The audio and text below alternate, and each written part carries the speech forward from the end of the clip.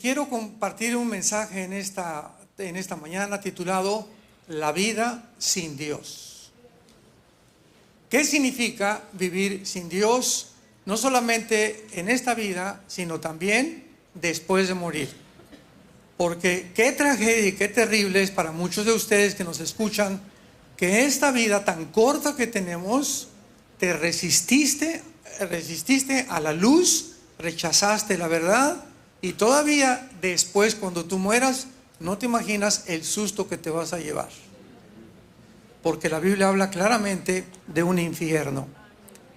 Veamos en primer lugar que esta corta vida es verdaderamente una tragedia, repito, porque llevará inevitablemente a una persona sin Dios a tener a continuación estos 5 puntos que he desarrollado.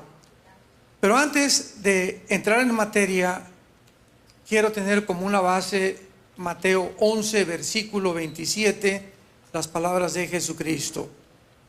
Dice así Jesús, pongamos muchísima atención. Todas las cosas me fueron entregadas por mi Padre. Y nadie conoce al Hijo sino el Padre. Ni el Padre conoce a alguno sino el Hijo y aquel a quien el Hijo lo quiera revelar.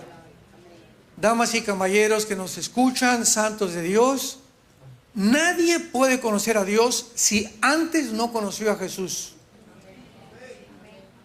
Esto es importantísimo, porque el ser humano es desarrollado por la ignorancia que existe de las Sagradas Escrituras, la meditación trascendental y el budismo, de religiones, etcétera, etcétera. Quiero llegar a Dios, o a través de viajes psicodélicos, o a través de drogas alucinógenas, o a través de diferentes medios, o a través de santos.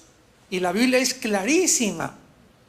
Dios manda al mundo a su Hijo Jesucristo para que Él sea el que nos conecte con el Padre. Así que en esta vida tú tienes que conocer a Jesús, el Hijo de Dios. Si tú me dices creo en Dios y no crees en Jesucristo, es una imposibilidad, es una aberración teológica. Es imposible conocer a Dios sin conocer a Jesús, porque es Jesús el que vino a reflejar al Padre. Entonces, cuando tú rechazas a Jesús, en primer lugar, vendrá el humanismo a tu vida. Vamos a explicar esto. Dentro de las filosofías, el humanismo es diferente al humanitarismo. El humanismo es la filosofía que percibe el mundo como el hombre. Es la filosofía actualmente del Foro Económico Mundial.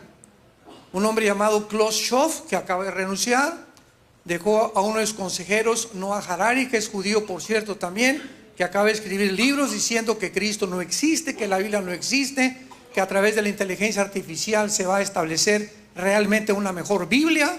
Entonces, esto es el humanismo, creer que el ser humano tiene la solución al problema humano. Que no necesitamos los mandamientos, un código moral, no necesitamos códigos de conducta que vengan fuera del mundo. Tenemos aquí hombres demasiado inteligentes, intelectuales, y además tenemos la tecnología y tenemos la computadora. ¿Para qué queremos a Dios? Es exactamente a donde ha llegado el ser humano. Esto produce desde luego el comunismo, el darwinianismo, el hedonismo y todos los ismos que hay. Son filosofías que nacen precisamente del humanismo. Cuando yo era joven me decepcioné de la religión. Cuando conocí muchas cosas que contradecían el sentido común y la lógica más elemental, abracé la dialéctica materialista marxista, hegeliana, y pues creí que esto era realmente lo que el mundo necesitaba. El problema son las luchas de clases, y si el proletariado derruba a la burguesía, ¿verdad? Entonces va a haber una equidad, una igualdad económica, y ese es el problema del ser humano, que los ricos, los capitalistas le quitan el dinero a los pobres, etcétera, etcétera. En aquel tiempo, para ser comunista, en el tiempo en el que yo milité en este partido, necesitabas, en primer lugar, tú no podías ser comunista si no eras ateo, porque el comunismo es ateo de fundamento. Número 2, tenías que ser humanista, tenías que creer que realmente Marx, Engels, Lenin o los posteriores hombres, ¿verdad?, que fueron un fracaso en el siglo pasado, tenían la solución para el problema del ser humano. Tenías que ser también darwinianista, tenías que creer que venimos de chita, que somos el producto completamente de los animales. Y cuando en 1954 se descubre el ADN, pues el doctor Hendrix y el doctor Watson, cae completamente la mentira y el fraude más grande del siglo XX, la teoría de la evolución. Ahora la teoría de la evolución es imposible sostenerla, así mismo como el ateísmo, filosófica y científicamente, porque el ADN echa abajo totalmente la teoría de la evolución. Pero ahora me da risa, ¿verdad? Platicaba el otro día aquí, ayer con el hermano José y la hermana Mulgara, que fueron tan amables de recogernos a mi esposa, a mí, una pareja linda. Nos van a comer un restaurante italiano que es el favorito de mi esposa. Pero ahí estamos platicando acerca de todas estas cosas que están pasando en el mundo, de qué forma el ser humano está tan desviado por las filosofías humanas.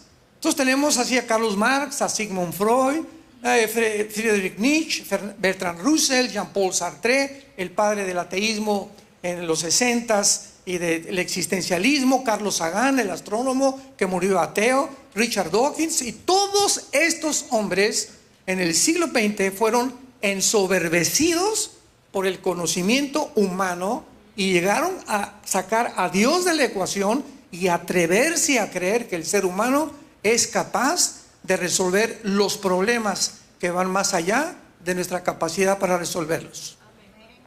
En segundo lugar, una vida sin Dios te lleva a una vida sin propósito ni significado alguno.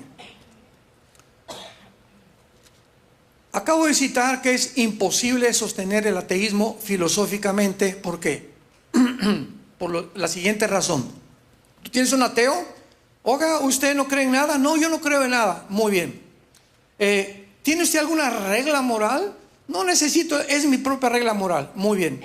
El momento que usted me dice, yo estoy hablando con un ateo, imaginémonos, yo le contesto, el momento que usted me dice que usted tiene su regla moral, está diciendo que los 10 mandamientos y las leyes que a través del pueblo judío Dios comunicó y propagó en el mundo y a través de la historia, usted no las necesita. Entonces usted va a decidir qué es bueno y qué es malo, ¿correcto? Claro, me dice, yo sé lo que es bueno y qué es malo. Entonces, cuando su hijo esté fumando marihuana, usted no tiene ningún derecho a decirle deja la droga, porque él le va a contestar, su hijo le va a contestar a usted, y tú, papá, eres un hipócrita porque te viene adulterio. Entonces, si tú crees que es para mí malo, para mí también es malo que traiciones a mi madre. Entonces, si esa es tu regla moral, yo no quiero tu ateísmo.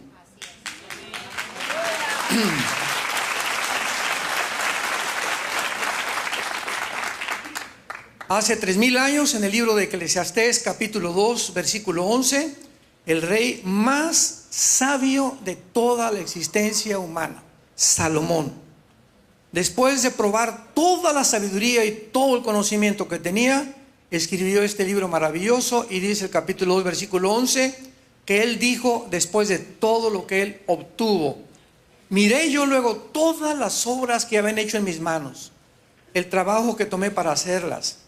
He aquí todo era vanidad y aflicción de espíritu y sin provecho debajo del sol. Después volví a mirar a ver la sabiduría y los desvaríos y la necedad, o sea, las locuras del hombre. Porque ¿qué podrá el hombre hacer después que venga del rey? Nada, sino lo que ya ha sido hecho. Y he visto que la sabiduría sobrepasa a las locuras del ser humano como la luz de las tinieblas. El sabio tiene sus ojos en su cabeza, mas el necio anda en tinieblas. Pero también entendí yo que un mismo suceso acontecerá al uno y al otro. La palabra clave aquí en el libro de Eclesiastés es la palabra vanidad. Vanidad de vanidades es la vida. Esta palabra en el hebreo significa vaciedad, sin sentido ni propósito alguno. Tú puedes llegar a ser presidente, puedes llegar a ser empresario de Miami, alcanzar tus metas más altas, y algún día cuando tú llegues a alcanzar lo que tú creíste que era realmente el problema para resolver y tener paz ya y morir en paz y ya lograste lo que querías, en ese momento se te vuelve en maldición. En ese momento Dios te va a quitar lo que tienes, o vas a tenerlo sin que te lo quite Dios, pero no tendrás el don para disfrutar lo que tú tienes. Lo dice el capítulo 6 de Salomón, de aquí de Eclesiastés. Dice: he visto un mal debajo del cielo, a quien Dios le da dinero, mujeres, casas, castillo, Lamborghinis, bla, bla, bla, etcétera, etcétera. Pero, hay un pero. Dios no le da el don para disfrutar todo lo que tiene. Entonces, esa cantidad de personas, ¿verdad? Mi padre fue político en México y viví mucho tiempo, era amigo de presidentes, trabajó para 2 presidentes en México. Vi el ambiente donde se movía mi padre y vi a esos amigos expresidentes que ahora están no sé dónde, solamente Dios sabe, morir realmente como animales.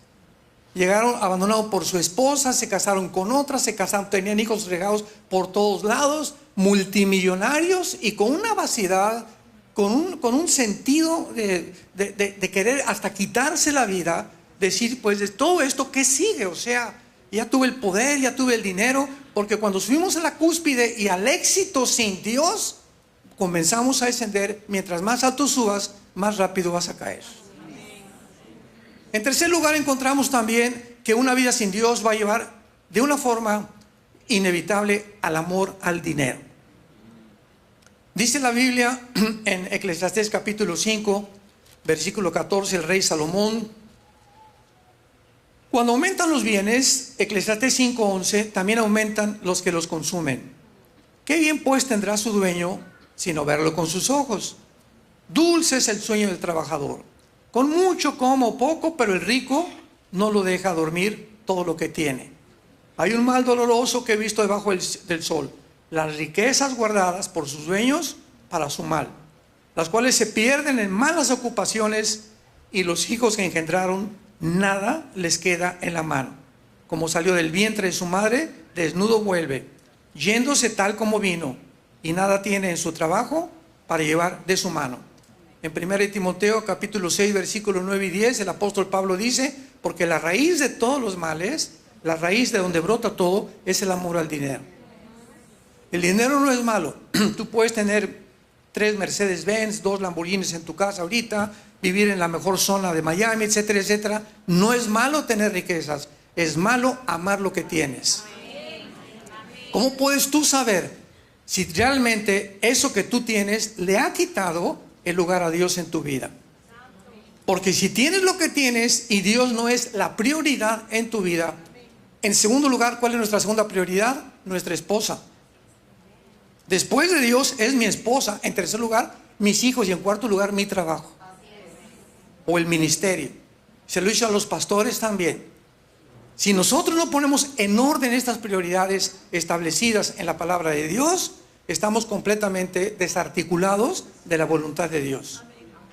Entonces, cuando tú pones en orden tu vida y lo primero que haces en las mañanas es tener tiempo con Dios, pasar tiempo con Dios, memorizar la Biblia, meditar la Biblia de día y de noche, al acostarte, etcétera, etcétera, le has dicho a Dios: tú eres primero, Señor, y después me voy a bañar y después voy a hacer mi trabajo, etcétera, etcétera. Pero cuando pasan 2 días sin que tú hayas leído la Biblia ni hayas tenido comunión con Dios, en ese momento, sin que te des cuenta, has comenzado a resbalarte. Porque no nos damos cuenta, inconscientemente las canas salen, no me di cuenta. Y envejecemos y no nos damos cuenta de lo rápido que pasa todo en la vida. Nada sucede de la noche a la mañana, todo tiene un proceso. Nadie cae en el adulterio de la noche a la mañana. Se desarrolló, ¿verdad? Tienes ya 6 meses con pornografía, 3 meses viendo a tu secretaria, te encanta ir a la playa para ver a las muchachas en bikini. Tarde o temprano estás preparando tu corazón para caer en el adulterio. No digas: caí de repente. Entonces, así sucede todo en la vida. Cuando tú no pones en primer lugar a Dios, vas a acabar amando el dinero. Y te vas a volver una persona avara. Te vas a ver una persona egoísta, porque solamente soy yo, centrado en ti mismo, que es el principal deterioro del carácter humano. 2 Timoteo capítulo 3. Hombres amadores de sí mismos, que solamente se preocupan en ellos y no en nadie más. En cuarto lugar, caerás en la inmoralidad. Dice en Romanos capítulo 1 que este es precisamente el problema que estamos viendo actualmente en la sociedad. Dice Romanos 1, versículo 23: cambiaron la gloria de Dios incorruptible en semejanza de imagen de hombre corruptible, de aves, cuadrúpedos y de reptiles. Por lo cual Dios, esto es importantísimo, Dios los entregó. Dios los empujó a la inmundicia en concupiscencias de sus corazones, de modo que deshonraron entre sí sus cuerpos. Lo resumo: hombre con hombre, mujer con mujer, y finalmente versículo 28, Dios los entrega a una mente reprobada. Cuando una persona dice, mira, yo soy homosexual, o soy lesbiana, o soy transgénero, y tú le hablas de la palabra y la persona te rechaza, o soy drogadicto y te rechazan y rechazan la luz, llega un momento en que esa persona, sin que se dé cuenta, ha programado su manera de pensar, porque nuestros hábitos hacen costumbres, la costumbre nuestro carácter, el carácter la filosofía, la psicología, y la psicología te dicta la conducta que tú tienes para vivir. Llega un momento en que llegas a la orilla de un abismo sin que te des cuenta, y cuando tú llegas a la orilla de ese abismo, y Dios sabe, solamente Dios sabe, que tú no quieres recibir ni tener nada con Él, Dios te empuja para que te hundas más rápido. ¿Querías dinero? Te voy a hacer millonario. ¿Querías sexo? Te voy a dar las mujeres que quieras. Aquí está Salomón de ejemplo. ¿Querías poder? Te lo voy a dar. ¿Querías gobernar? Te lo voy a dar. Para que cuando tú tengas eso que tú creías y a mí me sacaste de la ecuación, vas a convertirse en una maldición. El amor al dinero, la inmoralidad. Cuanto más libertad se da al pecado, más obligados se sienten para justificarlo, para defenderlo como una conducta legítima. Y lo acabamos de ver en los pasados Juegos Olímpicos de París, donde sacaron la última cena, ¿verdad?, con una mujer gorda de 250 kilos de peso, judía, transgénero, al lado de ella un niño pequeño como de 5 o 6 años con un hombre con los órganos genitales de fuera, un caballo blanco, todo lo que estaban haciendo, ellos no sabían el trasfondo bíblico y espiritual que tenía, porque son manejados por Satanás. Pero lo que más nos sorprende es lo siguiente: cuando comenzaron a llegar cartas de acusaciones y por el amor de Dios al Comité Olímpico, ¿cómo se atrevieron a hacer eso? ¿Qué tiene que ver la religión con el deporte? Venimos a ver deportistas, venimos a cosas que se exalte, ¿verdad?, la salud de la gente. ¿Y saben lo que contestaron? Pues es que la gente no aprecia el arte. ¿Es un chiste? O sea, tan loca están las personas en Francia para justificar el pecado y decirle que es arte, y que los que lo critican es porque son unos completamente retrógradas que ni siquiera el arte pueden apreciar. Es que así pasa en la vida. Si tú le dices a una persona, oye, pero ¿cómo es posible que a esa niña le cambies el nombre cuando su nombre es Lupita? Y sabes una cosa, si el ginecólogo dice que tiene XX, es niña de los pies a la cabeza. Y si él tiene XY, es hombre de los pies a la cabeza. ¿Cómo es posible que genetistas y médicos y doctores se atrevan a apoyar y a sostener esta barbaridad? ¿Cómo es posible que el mundo ha llegado a tanta locura para justificar el transgénero o justificar la homosexualidad o el lesbianismo? ¿Cómo es posible? Este es el mundo que vivimos, un mundo completamente desarticulado, un mundo de psicópatas. Y finalmente te va a llevar a la desesperación y a la destrucción. Una vida sin Dios te va a llevar al humanismo, te va a llevar a una vida sin sentido ni propósito, te va a llevar al amor al dinero, te va a llevar a la desesperación y a la autodestrucción.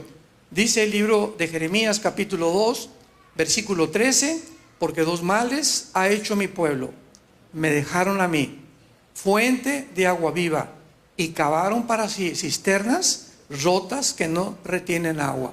Una vida sin Dios es que no tienes propósito, no tienes brújula, no tienes ninguna idea, nada. Te estás guiando por ti mismo sin que tú sepas que hay un poder espiritual que es satánico el que te está influyendo para que dejes a Dios. ¿Y qué vas a hacer? Pues vas a buscar el agua, algo que le dé propósito y sentido. La mujer samaritana, capítulo 4 de Juan, un esposo, 2 esposos, 3 esposos, 4 esposos, y cuando se le Jesús, la chulis tenía 5. Y con el que vivía no era su marido. En Amaciato acabó viviendo una mujer, como hay millones de mujeres que creen que el hombre que tienen que buscar las tiene que hacer feliz. Pues este no me hizo feliz, este tampoco me hizo feliz. amorcito, no vas a encontrar a nadie que te haga feliz. La felicidad viene de arriba.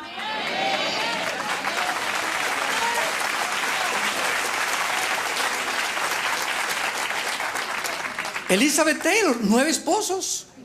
Ninguno era suficiente para ella, la mujer más bella del mundo, digo, en el siglo pasado. 9 esposos, o sea, y hombres iguales. Es que esta vieja no me sirve para nada. Y hay muchachas más jóvenes. Brinca el salto como chapulín por esa mujer y te vas a encontrar que el segundo divorcio va a ser peor y el tercero peor. Y el cuarto vas a descubrir que no hay mujer que te vaya a satisfacer, porque yo no me casé para que me hicieran feliz. El secreto del matrimonio es buscar hacer feliz a la otra persona.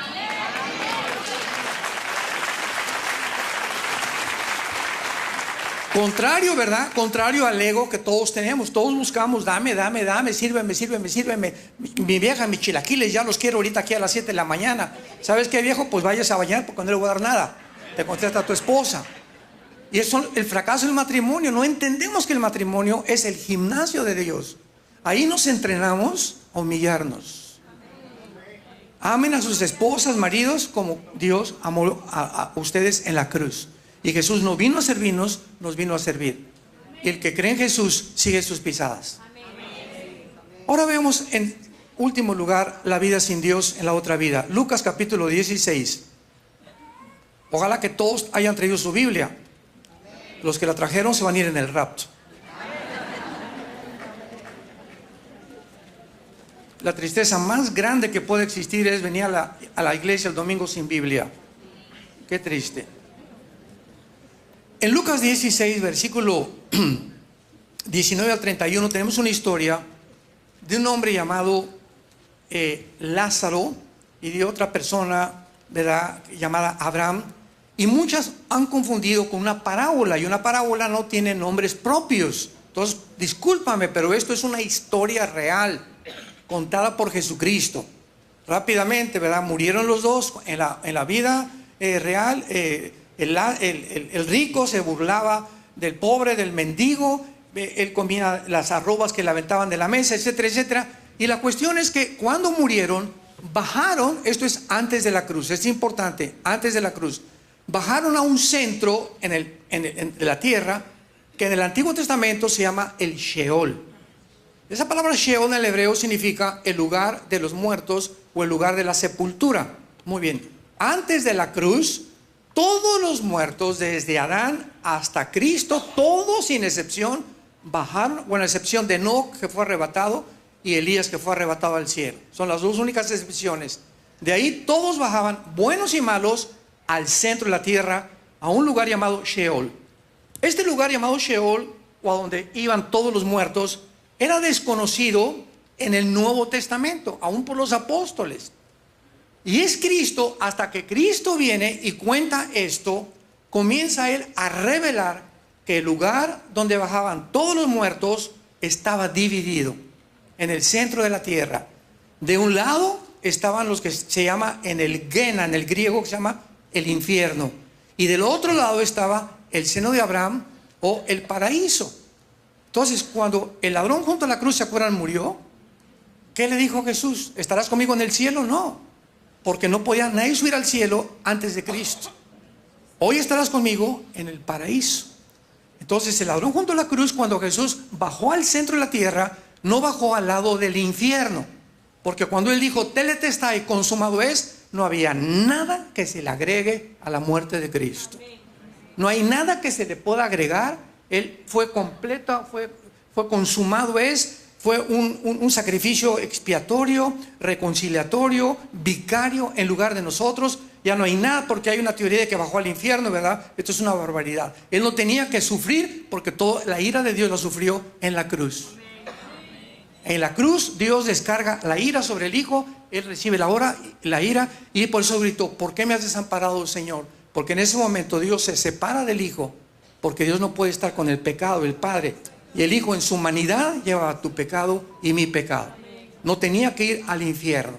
Entonces, decir que fue al infierno, ¿verdad?, es minorizar o debilitar completamente la obra expiatoria de Cristo en la cruz. Entonces baja Cristo, y los que estaban en el lado del seno de Abraham los recoge y se los lleva con él al cielo.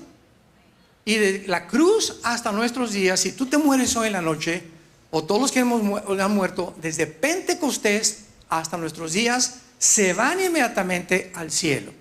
Pero veamos a continuación lo más importante. En el versículo 23 dice la Biblia: y en el Hades, o en el Hades, que es la palabra Gena, que es en el infierno, alzó sus ojos estando en tormentos, y vio de lejos a Abraham y a Lázaro en su seno. Esto es importante. En la otra vida vamos a continuar viendo. Pregunta: cuando esta persona murió, ¿acaso los gusanos no le comieron sus ojos? ¿Acaso cuando te mueres no te comen el cerebro los gusanos? ¿O te quemaron? La forma como hayas muerto, acabaste en la panza de un tiburón o lo que sea, ¿verdad? Somos desechos. ¿Cómo es posible que en la otra vida sigamos teniendo vista? Estos sentidos espirituales son despertados cuando nacemos de nuevo. 1 Corintios 2:9: cosas que ojos no han visto, ni oídos han oído, son las que Dios tiene preparadas para los que le aman. Entonces, la vista física está adherida aquí al cerebro, pero cuando tú naces de nuevo y recibes al Espíritu Santo, abre los ojos a la Biblia y ves la parte espiritual que un ser humano sin el Espíritu Santo no puede ver. Las personas ateas chocan contra la Biblia. Esto es una contradicción, pura sangre y puras guerras, porque no entienden, viendo con los ojos físicos, el significado espiritual. Hasta que te recibes a Cristo, se te despiertan los ojos espirituales. Tenemos dos tipos de ojos ya vivos: los físicos y los espirituales. Y en la otra vida, lo único que nos va a quedar van a ser los ojos espirituales. Por eso vemos que las personas, aún en el infierno, tenían esta visión nada más, porque en la vida no quisieron ver a Jesús. Por eso ahora lo único que están viendo, ¿verdad?, es a otra persona que los está atormentando. Versículo 24. Entonces él, dando voces en el infierno, vas a seguir hablando.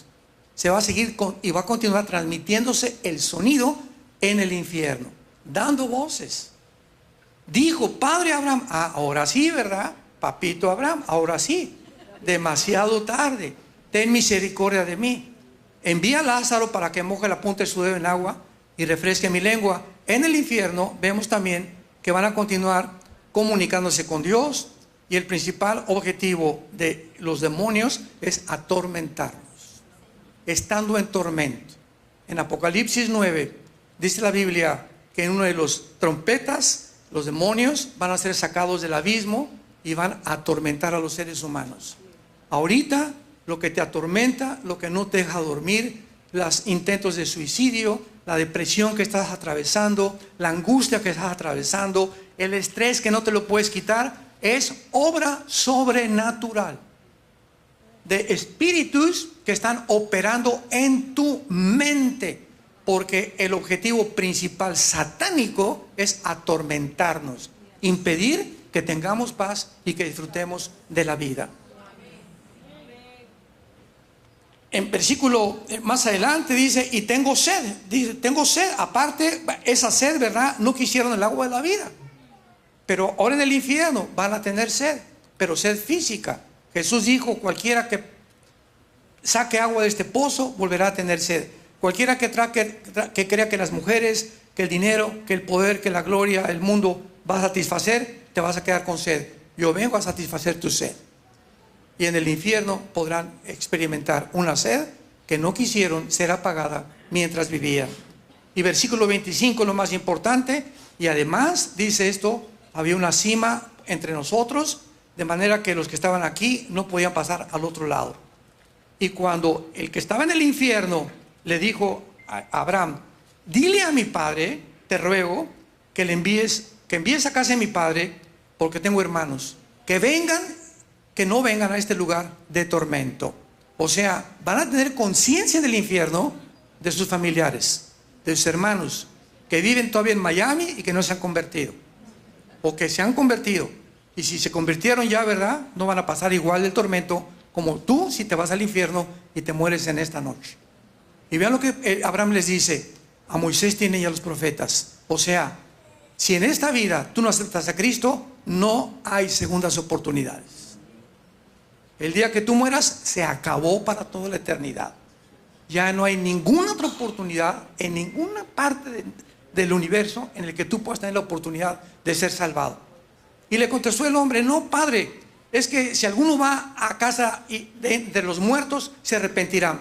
O sea, si alguien sube en la noche: yo vengo a decirte, y le jala los pies a tu abuelito, que te arrepientas, viejo rabo verde.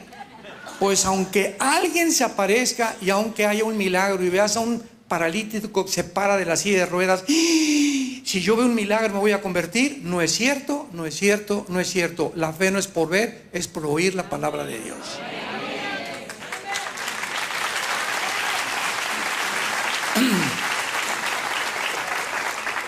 En otras palabras, un milagro te produce convicciones temporales y te emocionaste. ¿Cuánto te va a durar? ¿2, 3 días? Pero el milagro y la vista y lo que ves no cambia el corazón. Y lo que Jesús vino es hacer una transformación interna de nosotros, no temporal. Hacer una nueva criatura. El que esté en Cristo, nueva criatura es. Y finalmente, ¿verdad? El plan de salvación para Dios ha sido porque de tal manera amó Dios al mundo que ha dado su Hijo unigénito, para que cualquiera de ustedes no se pierda, mas tenga la vida eterna. Tú no tienes que morir hoy en la noche, mañana, un ataque al corazón, un cáncer inesperado, un accidente automovilístico, un balazo que no sabes de dónde puede venir. Tú no tienes por qué atravesar la vida en esa incertidumbre. Tú puedes hoy en la noche dormirte sabiendo que tienes la salvación porque has creído en el nombre del Hijo de Dios. ¿Qué tienes que hacer? Número 1, arrepiéntete de tus pecados. Arrepiéntete de tus pecados. ¿Qué es arrepentimiento? Arrepentimiento es reconocer un cambio de mente. Yo tengo que cambiar ya mi manera de pensar conforme al humanismo. No es el hombre el que tiene la solución, no es Sartre, no es Nietzsche, no es ninguno que tú me puedas traer, no es Buda, no es Zoroastro, no es Mahatma Gandhi, no es la Madre Teresa, no hay nadie en el cielo y en la tierra más que Jesucristo. Si tú no llegas a este convencimiento de mente, no te has arrepentido. Tú no puedes ser comunista como antes, ¿verdad? Y a Cristo. Como he oído a los líderes comunistas ahora. Es que yo creo en Jesucristo, pero siguen explotando a la gente. No puedes. El que no recoge conmigo, desparrama, dijo Jesucristo. Eso es arrepentirte, reconocer que solo Cristo te puede salvar. Número 2, creer que en la cruz pagó con su sangre por tus pecados. Y número 3, que resucitó de los muertos, que hay vida después de la vida, y que si tú en ese momento lo recibes, vivirás eternamente a su lado. Oremos. Padre, gracias te damos por tu palabra. Gracias por tan grande sacrificio en esa cruz, porque nos has hecho renacer para una esperanza viva por medio de Jesucristo entre los muertos. Te damos gracias, Señor, por un amor eterno con el que nos has amado, y porque ahora yo puedo morir en paz. Saber que en el momento en que yo muera, vendrás a mí, me recogerás y podré ver el fruto de todo lo que tú hiciste y de la transformación de mi vida, para que la corta vida que me has dado la viva yo para los demás. Oh Dios, quiero quitar los ojos de mi persona, de mis intereses propios, y comenzar a amar a las personas más cercanas a mí, que son mi familia. Esa es tu voluntad. Yo puedo ganar 1 millón de personas, construir 100,000 iglesias. Todas estas obras, aunque son importantes, no son la prioridad. Dios quiere formar un carácter en nosotros. Quiere que le obedezcamos y que podamos dejar una semilla, una herencia, a través del ejemplo que hemos dado con nuestra vida, siguiendo a Jesucristo. Gracias, Señor. Dile: te invito a mi corazón como mi Señor y mi Salvador. En el nombre de Jesús. Amén.